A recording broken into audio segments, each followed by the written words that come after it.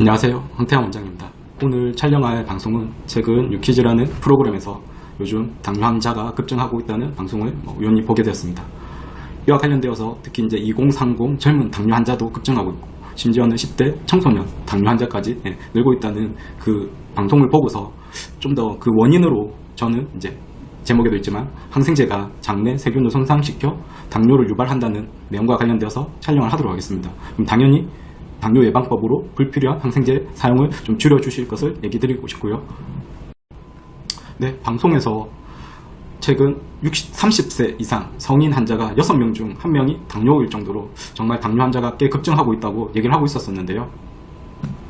그럼 오늘 이와 관련하여서 마이크로바이옴이라는 부분에 대해서 조금 이해를 하시면 왜 그런지 조금 더 항생제를 남용했을 시에 당뇨병이라든지 그 외 여러 가지 심각한 질환을 발병률을 높인다는 걸 알 수 있을 겁니다. 마이크로바이옴은 이제 세균, 우리 이제 말로 해석을 하면 세균총, 그러니까 세균 무리가 되겠죠. 거기에 플러스 이제 어떤 유전자 정보까지 다 총칭해서 마이크로바이옴이라고 합니다. 그럼 마이크로바이옴이 하는 우리 몸에서 중요한 역할 세 가지를 이렇게 요약하면 대사에도 작용하고요. 면역에도 작용을 하고 이렇게 장내축, 그러니까 장과 뇌가 이렇게 축처럼 연결되어 있다고 이렇게 해서 줄여서 장내축이라고 합니다. 그럼 거기서 하는 역할 중에 중요한 게 어떤 호르몬이라든지 신경 전달 물질에도 관여한다는 뜻입니다. 지금 보고 있는 책은 서울대 치대 치과의사가 쓴 안티바이오틱스에서 프로바이오틱스라는 책에 있는 내용이고요. 꼭 저 책이 아니더라도 검색을 해본다든지 아니면 다른 책에서도 요즘 마이크로바이옴의 중요성에 대해서 정말 많이 강조하고 있으니까 마이크로바이옴이 하는 역할에 대해서는 좀 더 자세하게 보실 수 있을 겁니다. 그럼 저 책에 있는 내용만 한번 보면 마이크로바이옴이 없으면 면역 발달이 느립니다. 같은 것을 먹어도 마이크로바이옴에 따라 살이 찌거나 마르기도 합니다. 나의 정체성을 지키는 면역과 에너지 대사에 따라 에너지 대사에 나와 마이크로바이옴이 상호 의존한다는 겁니다. 네, 그러면 책 말고도 이렇게 의학뉴스에서도 보실 수 있는데요.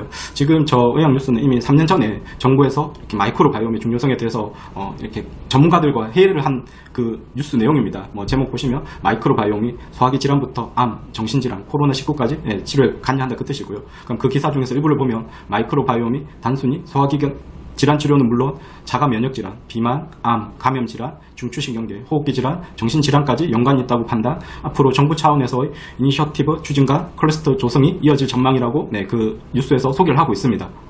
네, 이 뉴스도 제목만 포털 사이트에서 검색하시면 누구나 다 전문을 보실 수 있으니까 한번 찾아서 보시면 많은 도움이 되실 겁니다.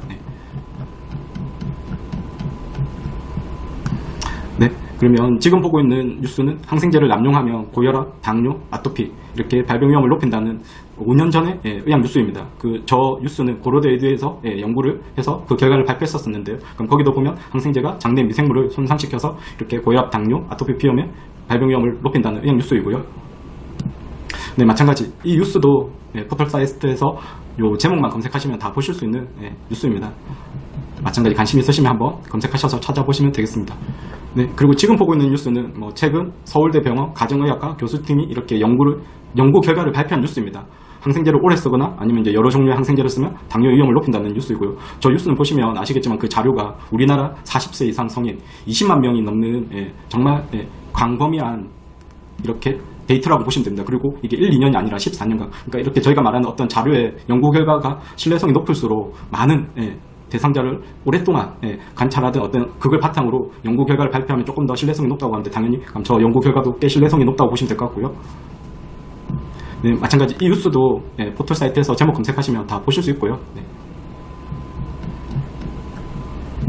네, 그리고 제가 최근에 EBS 명의라는 방송에서 백년 허리의 책 저자이자 서울대병원 정성근 교수가 이렇게 출연해서 한 얘기를 보고서 꽤 많이 공감한 내용이었습니다. 무슨 얘기냐고 하면 이제 해로운 곳에 지속적으로 노출되면 결국 이제 질병이 발생한다는 건데요. 물론 이제 저 교수님은 그 당시 이제 허리 디스크와 관련되어서 이제 디스크가 손상되는 세 가지 이유를 얘기할 때 첫 번째, 한 번에 강한 힘을 받는다든지 아니면 두 번째, 여러 번에 걸쳐서 작은 힘을 반복적으로 이제 작용을 해도 허리 디스크가 손상될 수 있고요. 그리고 세 번째, 아주 작은 힘이더라도 잘못된 자세로 오랫동안 지그시 이렇게 디스크에 손상을 받으면 당연히 디스크가 손상된다고 그 세 가지 이유에 대해서 얘기를 했었는데 꼭 디스크가 아니더라도 다른 질환, 당뇨라든지 염증성 장질환, 암, 치매들도 마찬가지인데요. 다른 질환들도 2번, 3번과 같은 이유로 발생을 한다고 저는 환자들에게 설명을 드립니다. 무슨 2번, 3번의 공통점은 건강에 해로운 것. 그러니까 이제 오늘 방송과 관련되어서는 항생제가 되겠죠. 지속적으로 노출이 되면 결국 심각한 질환, 당뇨라든지 당뇨 말고도 염증성 장질환, 암, 치매 같은 이런 심각한 질환의 발병 위험을 증가시킨다는 것은 이미 많은 연구 결과들이 발표가 되어 있습니다.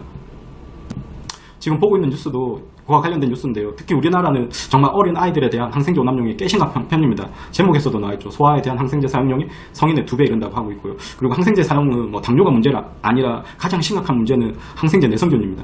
이미 항생제 내성균으로 인해서 꽤 많은 사망자가 발생하고 있다는 것은 통계적으로 많이 발표가 되고 있고요. 그리고 조만간 매년 1000만 명의 사망자가 발생할 것을 경고하고 있습니다. 네, 조금 전에 본 의학 뉴스이고요. 마찬가지 이 뉴스도 뭐 포털 사이트에서 제목 검색하시면 누구나 다 보실 수 있습니다.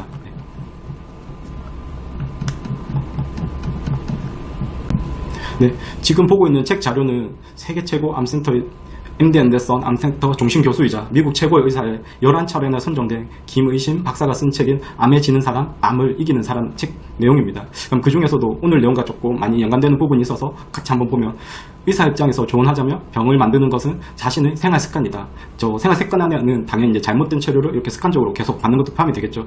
특히 소아과에 가보면 아주 기가 막힌다. 한국의 엄마들은 질병에 대한 기본적인 상식이 부족해도 너무 부족한 것 같다. 아이들이 콧물을 조금만 훌쩍여도 무조건 병원에 데려가니까 말이다. 항생제를 먹으면 장 속의 유산균들이 많이 죽는다. 과연 이런 상식을 알면서도 항생제를 그렇게 남용하는 것인지 묻고 싶다. 감기 몸살에 걸렸다고 항생제를 먹는 것은 진짜 병을 만드는 바보 같은 행동이다. 네, 저 책도 뭐 도서관이라든지 이런 데서 뭐 대출해서 보실 수도 있고, 아니면 혹시 구입해서 보실 수 있으면 한번 꼭 보시길 추천드립니다. 네, 앞에서도 잠시 얘기했었고, 저희 방송에서 정말 꽤 오랫동안 강조하고 있는 항생제 오남용으로 인해서 가장 심각한 문제는 뭐 당뇨, 암이 아니라 항생제 내성균입니다. 이미 많은 사망자가 발생하고 있다는 것은 통계로 밝혀져 있고, 그렇기 때문에 꽤 많이 경고하고 있지만 의학 지식이 없는 대부분 분들은 이런 뉴스를 잘 모르는 것 같습니다. 다시 한 번 더 거기에 관련된 최근에 보도된 뉴스를 보면 한 해, 그러니까 매년 500만 명의 목숨을 앗아가는 항생제 내성에 대한 뉴스입니다. 저 숫자가 얼마나 많냐고 하면, 가장 최근 뭐 물론 지금도 그렇지만 만 3년 이상, 그러니까 코로나가 전 세계 유행하면서 3년이 아니라 만 3년이 넘는 기간 동안 코로나로 인한 전 세계 사망자가 약 690만 명 정도 됩니다. 그게 올 이제 9월 4일 기준인데요. 네. 그러면 한 해만 500만 명이 넘는 사망자가 발생하면 코로나로 인한 매년 사망자의 배 이상이 발생하고 있다고 보시면 될 것 같습니다. 항생제 오남용의 가장 심각한 문제는 항생제 내성균입니다. 정말 꼭 이 얘기를 당부드리고 싶고, 그 이유는 우리나라는 지난 수십 년간, 지금도 마찬가지지만 아주 어린 아이들부터 항생제 오남용이 정말 심각하기 때문입니다. 그럼 지금부터라도 더욱 항생제 오남용에 대한 주의가 정말 필요합니다. 네, 지금 보고 있는 뉴스는 약 3일 전에 이렇게 발표된 뉴스이고요. 마찬가지 저 뉴스도 포털 사이트에서 제목 검색하시면 누구나 다 보실 수 있습니다. 네, 그럼 오늘 방송을 정리를 하도록 하겠습니다. 당뇨 예방법으로 물론 이렇게 뭐 운동이라든지 비만 조절, 식이 습관 이런 부분들도 당연히 포함이 됩니다. 저는 거기에 추가적으로 불필요한 항생제 사용 줄이기를 꼭 얘기 드리고 싶습니다. 그 이유는 앞에서도 얘기했지만 항생제는 우리 몸 건강에서 아주 중요한 마이크로바이옴을 손상시켜 당뇨 위험을 높이기 때문입니다. 특히 우리나라는 뭐 어린아이들도 그렇고 항생제 오남용이 꽤 심각하기 때문입니다. 항생제 오남용의 가장 심각한 문제는 뭐 당뇨, 암이 아니라 이미 그로 인해서 꽤 많은 사망자가 발생하고 있습니다. 절대 적은 사망자도 아니고요. 코로나보다 훨씬 더 많은 사망자가 매년 발생하고 있습니다. 이전까지는 어쩔 수 없이 여러 이유로 항생제를 복용했었다면 앞으로는 가까운 한의원 진료를 통해서 항생제 오남용을 줄여주실 것을 부탁드리고 싶습니다. 요즘에는 이렇게 건강보험이 그 사진에도 나와있지만 적용되어 저렴하면서도 복용이 편리한 시럽 형태의 이렇게 한약제들도 꽤 많습니다. 오늘 방송도 끝까지 시청해주셔서 감사합니다.